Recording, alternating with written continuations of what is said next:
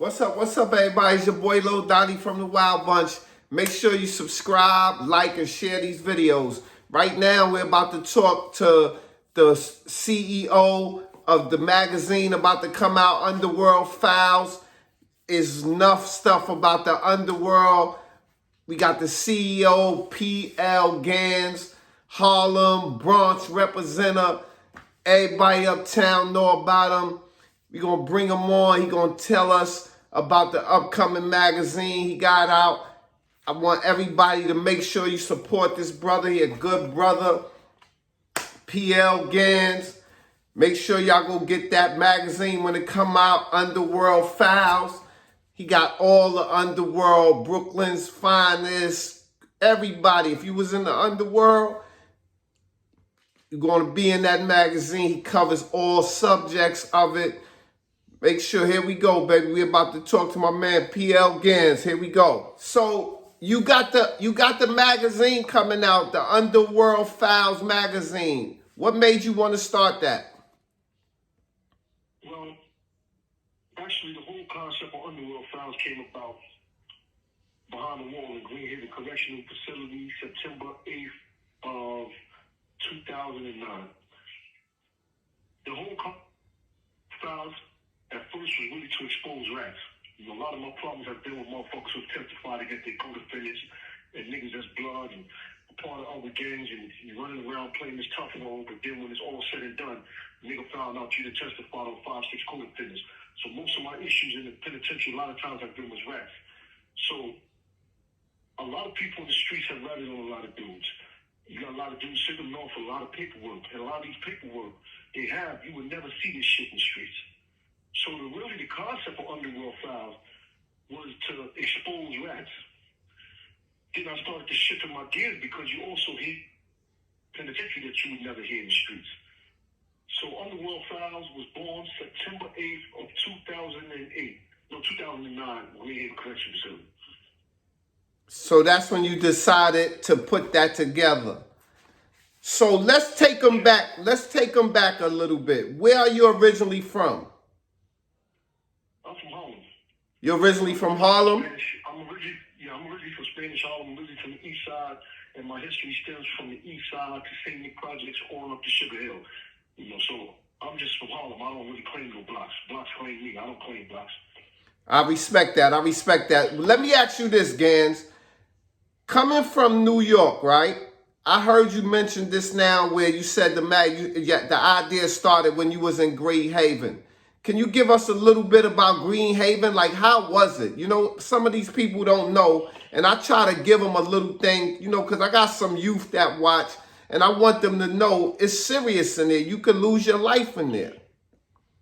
I mean, on some G shit, Green Haven is just a problematic facility. To me, it was sweet. I mean, it was sweet because you can get your hustle on, and you can get away with a lot of shit that you might not get away with in other maxes because of the severity of the security and things of that nature, but Green Haven is a problematic jail. You know, it's courts in the jail. If you're on the east side of the jail, you on H block or F block, or you on E or G block, it's courts. So when you come out Wait Yard, you know, you have the Bronx, Harlem court right there. You have the Brooklyn/Blood court. You got the Dominican court coming around. You got the 5% court, the Mexican/MS-13 court, Roster court. You got the Rat Hunters. You got the regular Spanish court, and you got the most, there's about 12 courts in the yard. So depending on what you're affiliated with, everybody usually segregated to a court. But it's a problematic jail. Everybody there is just waiting for their turn to put some work in or getting some shit. That's just how the jail is structured. So when you say, just to clear it up for some of my viewers who don't really know about it, when you say the Dominican court, the Rat Hunters court, what you mean by court? That's where you work out at. So, you know, you work out on the court, you hang on the court, but the court is where you work out at. You lift your weights and everything else, you hit the bag, that's where you work out on. So it's segregated by courts, even the tables. So you have a court, and then you have the tables where your court hang at. So everything is segregated basically by gang or affiliation. All right, so you're saying where everybody respect who you with and who you not with and where you should be, like, if you see Spanish dudes on the Jamaican side, somebody gonna be like you in violation. Yeah, you can't just work out on anybody's court. Like, I can't just go to Greenhaven, especially nobody know you, and you just say, oh, I'm going to Trinidadio's court, which is Dominican court, because most of them Trinidadios. I'm going to Trinidadio's court, and I'm going to just lift weights. That's not what happens. So you step foot on the court, somebody, but who you? You can't work out on this court. This is, let you know what court it is. And depending on what your affiliation is or who you're rocking with, you're going to find your way. What court you're going to work out on. Okay. Now let me ask you another question about Greenhaven. I heard like Fat Cat, it was some big dudes there, right? Well, when I was there, you had some top name dudes that was there at one point or another. So do you think that added to the drama, like everybody trying to be the head thing in charge? I mean, anytime you're in a jail where everything is somewhat corrupt, drugs running through the jail, cell phones in the jail, when you're in that type of environment, it's corruption. So when it's corruption and it's money flowing through, violence is flowing through, because everybody ain't built to get money in the yard, everybody ain't built to do everything. And Greenhaven is one of them jails where it's a little more lenient, let's say, if you landed in Elmira, Attica. So a lot of people land there and they think, oh, this shit ain't like that. I can do this shit at the third. I could just come out and bring the dope in again. And it's not that easy. Anybody can't just come out and do anything. So a lot of that contributes to the violence in Greenhaven. All niggas owing money and don't want to pay, or, just gang shit, So the jail is like a problematic jail. I'm going to keep it a buck. But it's a good jail. I like it. Not to say I like the penitentiary, but I like Greenhaven. You mean as far as it was close to home or something? Ain't that close to New York City? Yeah, I believe Greenhaven, from my recollection, is probably about almost 2 hours away from New York. I mean, it was just the way the jail was ran. At the times you feel like you're in the streets. Can you give us one of the most vicious stories you remember from your time there? I'm not going to front. There's been so many. And, because some of these dudes might be in the streets now or, still up north, I don't want to really put nobody business out there. And, I just don't want to get into that. I've seen a lot of crazy shit go down in there.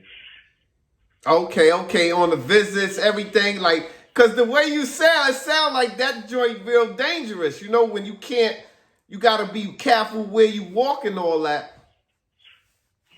Like I said, it's sweet. To me, it was sweet, penitentiary-wise. But any penitentiary where you're moving around and you're doing what you're doing, it becomes a sweet jail, no matter what prison it is. However, that jail there, it'll rock you to sleep because it seemed calm, but the shit can go in the uproar in a minute. Any given day, police can search the yard and come up with 40-something knives. Oh, wow. That's definitely dangerous. But now let's get back. Everybody got a knife. You got dudes running around with New York knives when I was in the jail. Oh, wow. You mean like those 007s?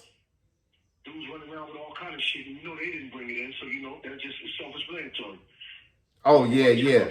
Everybody got a price. So let me get back to the magazine. Give me some type of stories you're going to have in the Underworld Files magazine. Well, the first issue of the magazine that's going to drop is the Bronx Underworld Hall of Fame, where I'm going to have the story on, B.O. B.O. was the head of the Gigante family, the Foucault Gigante family. He was also a strong part of Zulu Nation. He started the security arm of the Zulu Nation. Despite all the sex scandal shit and all that that's been going on, which he had nothing to do with or didn't know about, but he headed the security arm of the Zulu Nation at that time when he was alive. I got the story on Calderon, the CNC gang. Calderon was killed coming out of his PO office up there on 161st Street. According to the newspaper, Calderon was still number $400,000 a month in extortion money he was bringing in. That's just extortion, not to mention other shit. Oh, wow. I got the story on the Pure Energy crew. Them dudes are making millions of dollars. The leader, that's the leader story. Them dudes are making millions of dollars. They was making so much money that it was like he didn't know what to do. So them dudes would take $200,000-300,000 and just go to Vegas and blow it. That's just the type of money they was getting at that time. Also got the murder unit story. Murder unit 157th and Girard. I got the murder unit story. I actually had the murder unit story before all these platforms. I'm the first one that announced that there was any story coming on murder unit. Everybody know that. And then, platforms got it, and somebody went to the platform with the story, and that's how you got Gully TV and all these other dudes that got the story. But I was actually one of the first to announce that there was a murder unit story coming, but the murder unit story is still coming, despite anything else. Wow, it sounds exciting, man. I'm excited. I can't wait to get my hands on it. I'm glad you able to give us some insight because I know the fans is waiting for it. Something new and exciting, man. So, like I said, we appreciate your time. Just wanted to get some views on it. What's your Instagram and stuff so that people could check it out? Anybody want to follow my page? On my page, I show the underworld from different parts of the world, New York, Colombia, Brazil. It can get real graphic if there's something that's, your stomach is not strong. This might not be for you like everything else in life. But you can go to UWF Magazine on Instagram. Anybody who personally want to reach out to me, you can go to .ceo, which is my personal page if you want to reach out to me for any reason. Hold on, what was it again? UWF.ceo? Yes. All right, UWF.ceo on Instagram. And make sure y'all check out those magazines when they come out. This brother is doing a lot of big things. Go follow him. Check it out. Ganz, thank you so much for your time, brother. We appreciate you, and we're going to always support you. All right. So y'all did go. It was PL Ganz, Harlem representative, Bronx representative. He got the UnderWorld Foul magazine coming out. Make sure y'all go check it out. And don't forget to go get my book, Wild Bunch, The Dimensions of a Brownsville Millionaire, out now on Amazon. And stay safe out there. Stay safe out there. And go get that book and my boy magazine.